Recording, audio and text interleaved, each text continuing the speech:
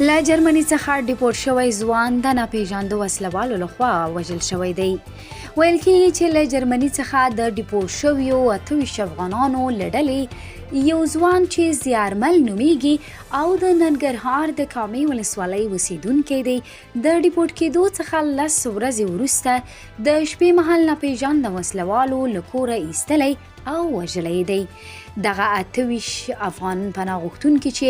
د اګست په 10 له جرمني څخه په بیلابیلو جرمونو کې د لاس لرلو په تور کابل ته ډیپورت شول، له ډلې یې دغه ځوان د سپټمبر په 10 نیټه د ناپېژانده وسلوالو لخوا وژل شوی دی. د نوموړي ځوان له وژل کېدو څخه 2 ورځې وروسته د سپټمبر په 14 نیټه په دې اړه لومړني معلومات رسېدلي وو، خو د پیښې د دقیق والي وروسته دا د څه باندې 2 میاشتې وروسته یې خپره وو.